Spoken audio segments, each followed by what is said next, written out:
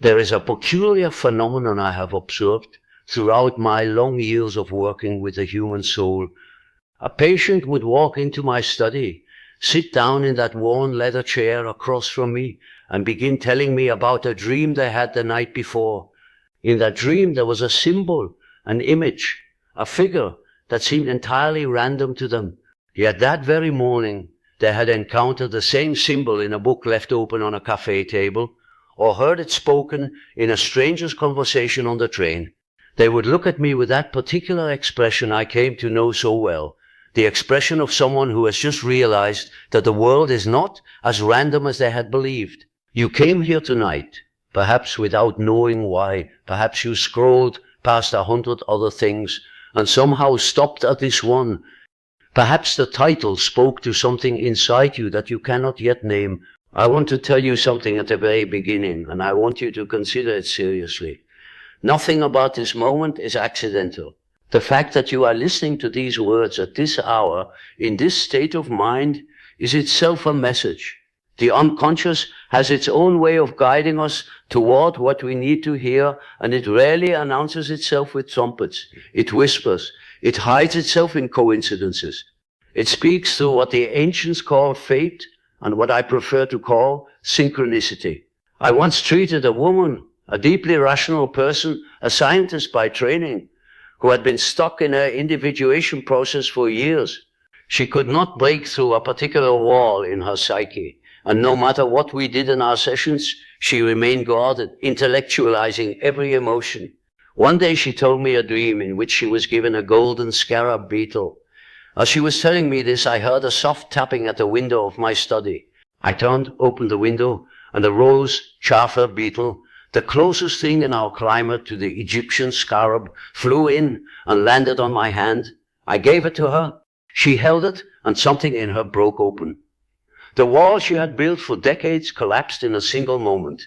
She began to weep, not from sorrow, but from the recognition that the universe had been listening to her all along, that her psyche was not a closed system, but a living conversation with something far greater. This is what I mean when I say a message can find you when you need it most. The unconscious does not respect the boundaries we draw between inside and outside, between psyche and world. The boundary itself is an illusion of the rational mind, a useful fiction that allows us to function, but also keeps us asleep. There are moments, rare, sacred moments, when that boundary becomes thin, when a beetle taps at the window precisely when you need it to. The ancients knew this. They called it a work of the gods. We moderns, in our cleverness, call it coincidence and move on. But you cannot move on, can you? Something in you has stopped. Something in you knows that the message is here, in this moment, in these words, even if you cannot yet say what it is. I want you to honor that knowing. The rational mind will tell you that meaning is something you project onto a meaningless universe. I have spent my life studying the human psyche, and I can tell you with certainty that this is not the case. Meaning is not projected. Meaning is discovered, and the soul is the organ by which we discover it. Consider the strangeness of your own life. Think back to the moments when something arrived just in time. The book that fell from a shelf and opened to the exact page you needed.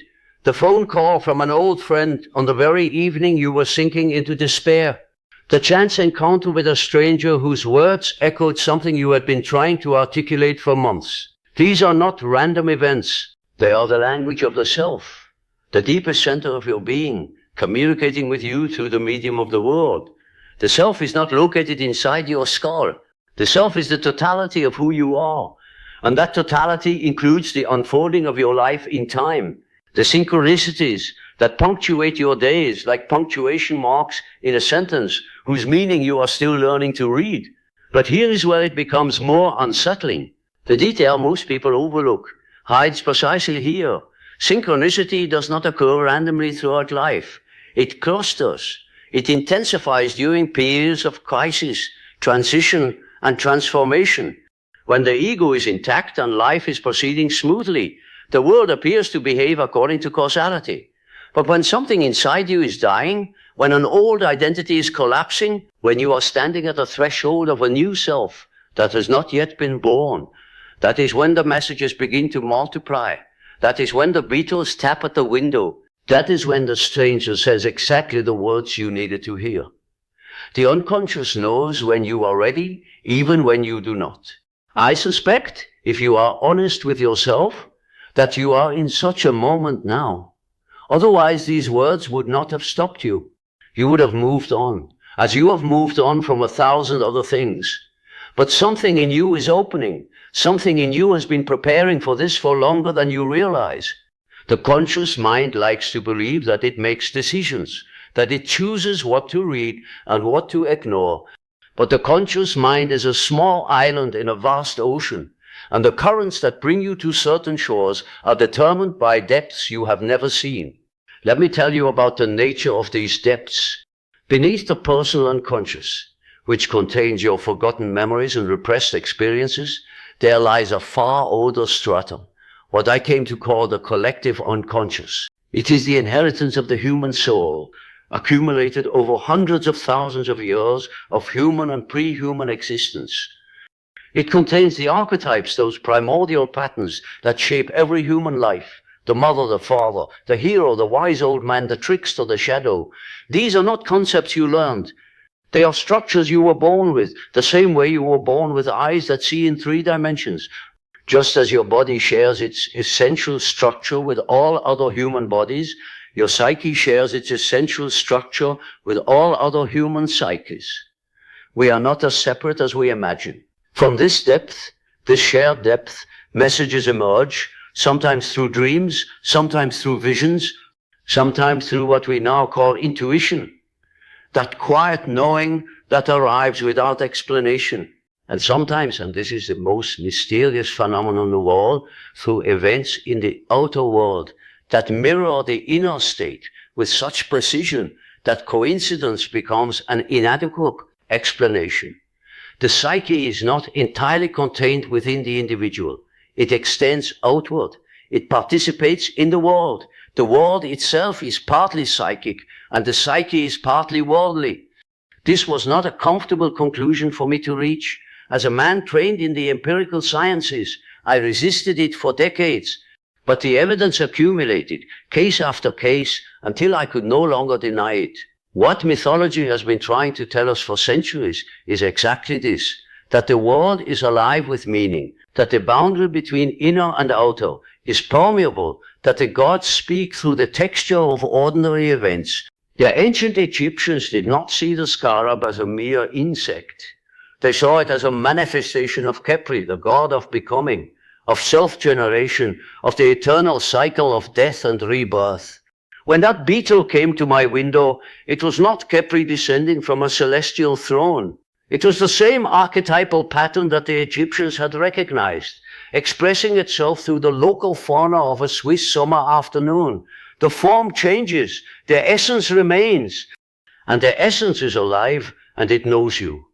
I imagine some part of you is resisting this. The modern mind has been trained to dismiss such ideas as primitive, as superstition, as the kind of thinking that civilization has supposedly outgrown. But what has civilization given us in return? Look at the man of our time. He has unprecedented technology, unprecedented information, unprecedented power over the material world. And yet he is the most anxious, most depressed, most spiritually starved creature who has ever walked the earth. He has lost his gods, but not his need for them. He has banished mystery from his cosmology, and now he wonders why his life feels meaningless. He has gained the world and lost his soul, and he does not even know what he has lost, because the very capacity to recognize the soul has atrophied within him. You are not him, or rather you do not have to remain him. The fact that you are still listening tells me that something in you remembers. Something in you knows that you are more than a biological machine, more than a collection of neurons firing in patterns. Something in you knows that when the right message arrives at the right moment, it is because something is reaching toward you. Here begins the darkest game of the unconscious. It will continue reaching toward you whether you respond or not. But the quality of your life depends entirely on whether you learn to listen. Most people do not listen. They receive the messages and dismiss them. The book falls from the shelf and they put it back. The stranger says something profound and they laugh it off. The dream comes and they forget it before breakfast. And then they wonder why their lives feel so flat, so empty, so disconnected from any sense of larger purpose. It is not because the messages have stopped coming. It is because they have stopped receiving. The line is open, but no one is on the other end. And so the unconscious, in its patience and its desperation, begins to speak louder. It begins to send symptoms: anxiety, depression, insomnia, chronic illnesses with no clear medical cause. These too are messages. They are the unconscious raising its voice because the whisper was not heard. If you are suffering, and most people are, in one way or another, I want you to consider the possibility that your suffering is not an enemy. Your suffering is a messenger. It has come to tell you something about how you are living, about what you have neglected, about what part of yourself has been exiled and is now demanding to be brought home. The patients I treated who recovered were never the ones who succeeded in making their symptoms go away. They were the ones who learned to listen to what the symptoms were saying. The neurosis was not the problem. The neurosis was the unconscious, dressed in painful clothing, trying to get the attention of an ego that had forgotten how to listen.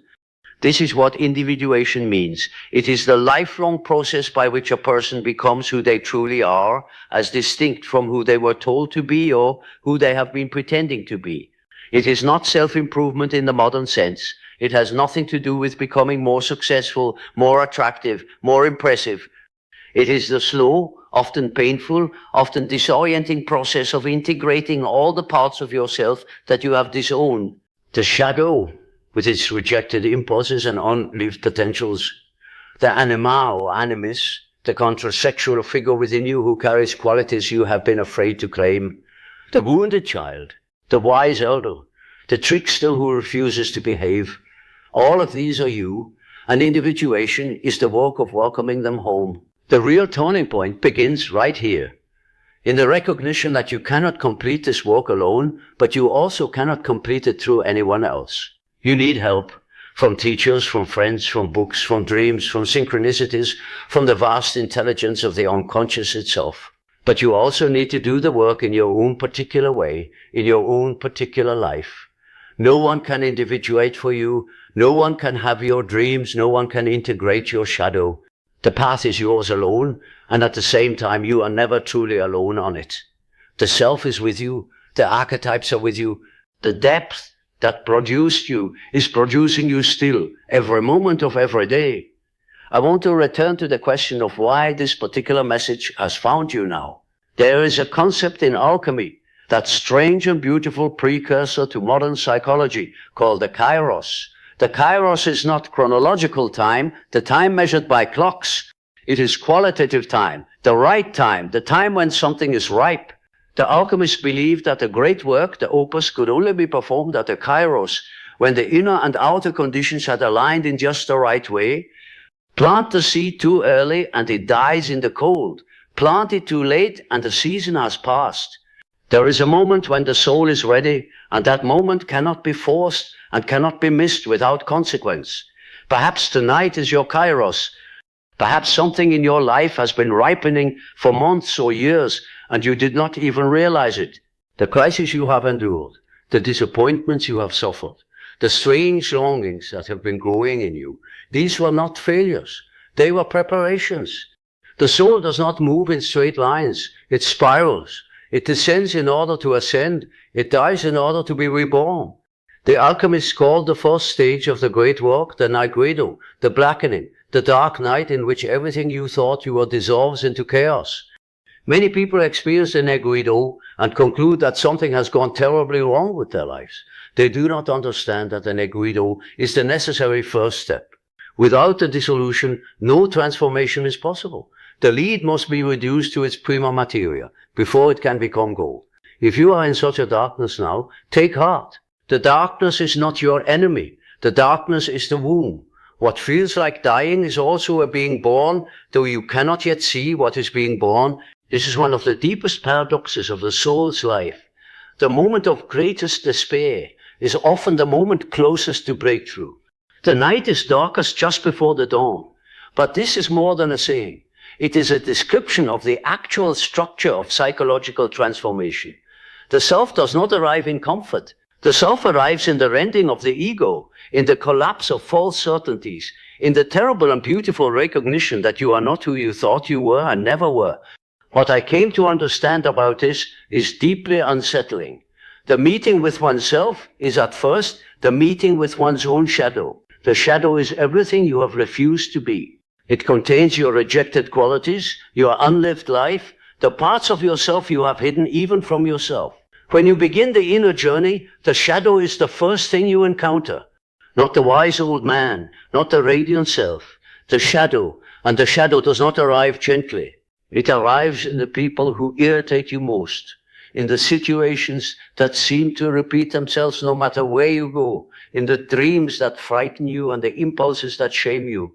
The shadow is the doorman of the inner life. You cannot enter the temple without first speaking to him, and he will not let you pass until you have acknowledged that he is also you. Most spiritual traditions, when stripped of their cultural costuming, are teaching this same lesson. The descent into hell before they are sent into heaven. The crucifixion before the resurrection. The night sea journey of the hero, swallowed by the whale, who must spend 3 days in the belly of the beast before he is vomited onto the shore of his transformation. These are not just stories. They are descriptions of the actual structure of the human soul's development. Every individual life that achieves any depth at all repeats these patterns in its own particular way. The patterns are universal. The expressions are individual. So when a message finds you when you need it most, what is happening in psychological terms is this: a constellation has formed. The conditions of your inner life have become charged in a particular way. An archetype is activating. And when an archetype activates, it draws toward itself the events and images and people that correspond to it. This is not magical thinking. This is a description of how the psyche actually works, observed across thousands of cases over many decades. The patient who is about to break through into a new phase of life will dream of doors, of bridges, of births, of journeys. And in their outer life, they will begin to encounter doors that open unexpectedly, bridges that appear where they thought there was only a chasm, opportunities for new beginnings. The inner and the outer are speaking the same language, because they are not, finally, two different things. I do not know what is happening in your life right now. I do not know what specific darkness you are in, what specific question you are asking, what specific transformation is trying to take place in you. But I know this: the message that has found you tonight is not random. It is part of a pattern. It is one note in a melody that has been composing itself in you for a long time. And the only question is whether you will listen to the rest of the music, or whether you will turn away, as so many do, and return to the surface life of distractions and denials and small comforts. If you choose to listen, and it is a choice, however much it may feel like fate, there are some things I would tell you, not as prescriptions, but as invitations. Begin to keep a journal of your dreams. Write them down the moment you wake, before the rational mind can dismiss them. The dreams are the most direct messages the unconscious can send you. At first, your dreams will seem chaotic, absurd, meaningless. Be patient. Over time, the patterns will emerge. Symbols will repeat. Themes will develop. You will begin to see that the unconscious is telling you a coherent story about your own becoming. Pay attention to synchronicities without grasping at them. The moment you try to force the unconscious to speak, it falls silent. The unconscious is shy in this way. It cannot be commanded.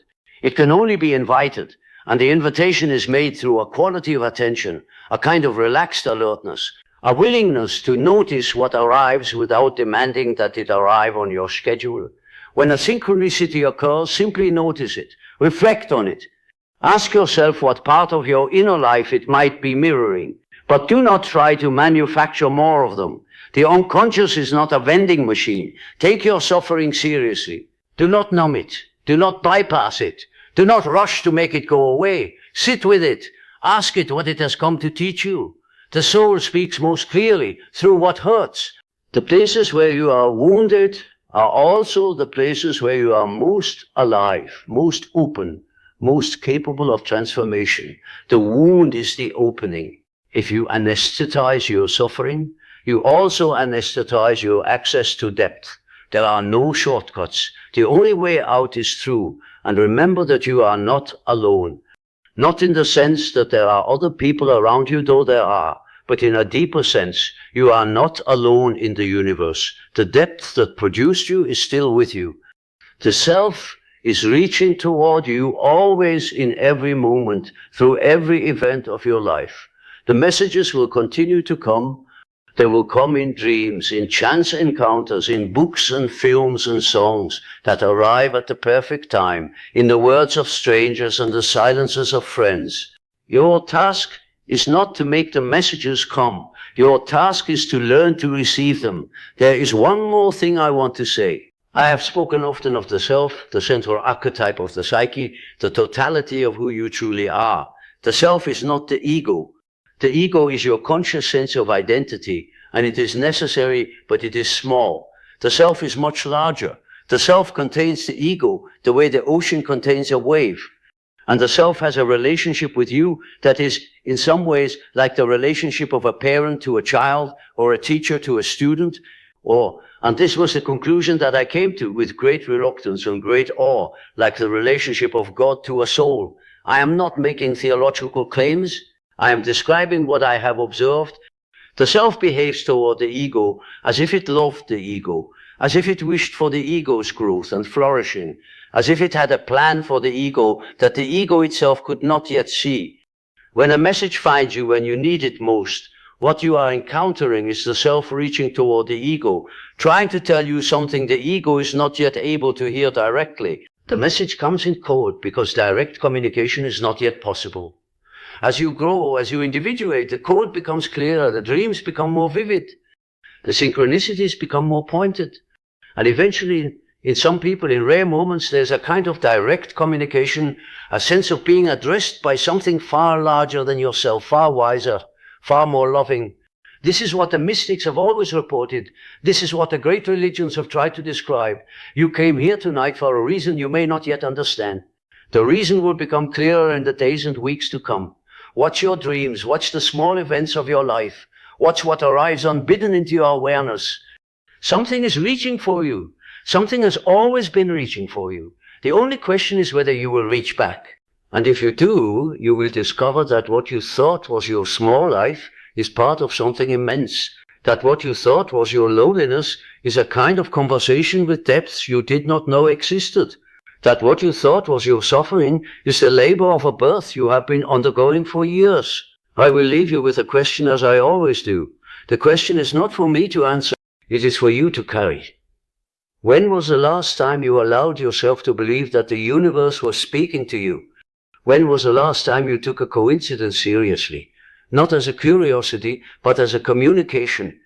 And what would change in your life? What doors would open? What wounds would begin to heal? What hidden parts of yourself would step into the light if you began starting tonight to listen? The message has found you. What you do with it now is the next chapter of a story that the unconscious has been writing in you since before you were born. Read it slowly. Read it with care. And do not be afraid. The depth that produced you knows what it is doing, even when you do not. Sleep well tonight, and pay attention to your dreams.